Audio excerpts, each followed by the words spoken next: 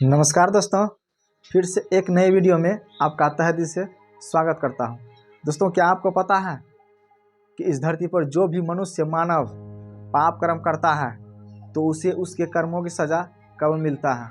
जो भी अच्छा कर्म करता है या बुरा कर्म करता है उसे उस कर्मों का फल कब मिलता है, कब दिया जाता है। दोस्तों, आज की यह वीडियो धैर्यपूर्वक देखें ताकि आपको भी पता चले कि इंसान जो भी अच्छा कर्म करता है या बुरा कर्म करता है उसे उसके पापों की सज़ा या अच्छे कर्मों की सज़ा फल कब दिया जाता है। दोस्तों, आज की इस वीडियो में गरुड़ पुराण के उस हिस्से से अवगत कराऊंगा, उस कड़ी से जोड़ूंगा जिससे कि आपको भी पता चलने वाला है कि आखिर मानव मनुष्य इस संसार में जो भी कर्म करता है, अच्छे कर्म करते हैं या बुरे कर्म करते हैं। अगर अच्छे कर्म करते हैं तो उसका फल अच्छा ही मिलता है, लेकिन जो बुरा कर्म करता है तो जाहिर सी बात है उसके साथ बुरा ही होता है, बुरा ही फल मिलता है। उसी तरह से अगर जो मनुष्य पाप कर्म करता है तो उसे फल कब मिलता है या कब दिया जाता है।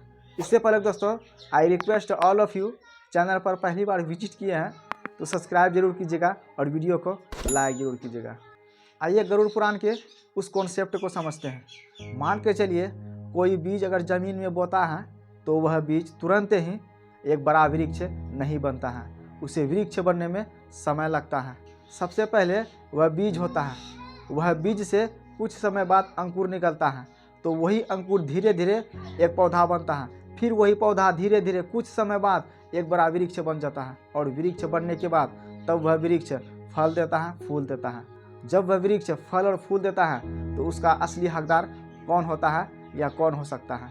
जो वृक्ष को लगाता है, जो बीज को ज़मीन में बोता है, वही उसका असली हकदार है, वही उस फल को खा सकता है, वही उस फल को चख सकता है। उसी तरह से इंसान में भी होता है। जब कोई भी इंसान पाप करता है तो वह पाप छोटा होता है, वह बीज की तरह ही होता है।